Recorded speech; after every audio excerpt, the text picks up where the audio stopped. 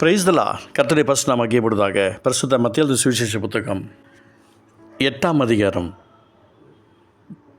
2வது வசனம். அப்பொழுது குஷ்டரோகி ஒருவன் வந்து அவரை பணிந்து, ஆண்டவரே, உமக்கு சித்தமானால் என்னை சுத்தமாக்க உம்மால் ஆகும் என்றார்.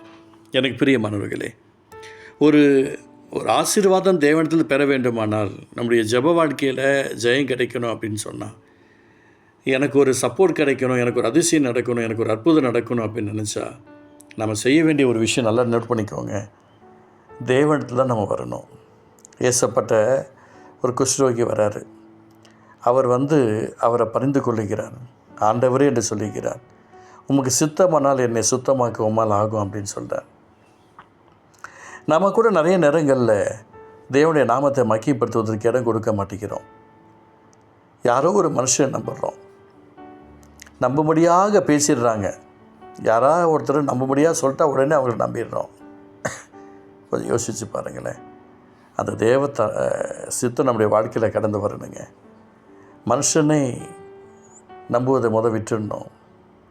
நாசியில் சுவாசம் உள்ள மனுஷன் நம்புவதை விட்டு என்ன பொறுத்துக்கு அவன் ஏமாத்துறன்ற வசனம் சொல்கிறது இல்லையா? கொஞ்சம் நம்ம சரிப்படுத்திக்குவோம். அதுவும் பாருங்கள், இந்த இடத்துல குஷ்டரோகி ஒருவன் வந்து அவரை பணிந்து கொள்கிறார். இன்றைக்கி எத்தனை பேர் ஆண்டவர்கிட்ட வந்து பணிந்து கொள்கிறாங்கன்னா ரொம்ப கஷ்டம்தான். ஏசப்பட்ட வரத்தே கஷ்டமாக இருக்குது. எனக்காக ஜெபிங்கன்னு தான் நினச்சிக்கிறாங்க. எனக்காக ஜெபம் பண்ணுங்க பிரதர், எனக்காக ஜெபம் பண்ணுங்க சிஸ்டர், உடனே யாராவது சொல்லிட்டாங்கன்னா போதும்.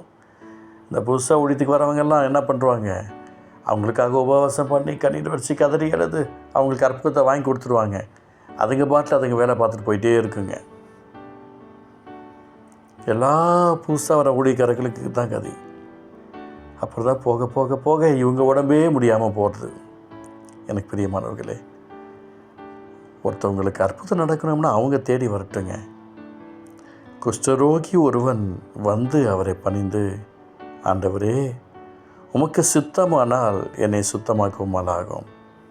ஏசப்பட்ட வந்தார் தானே.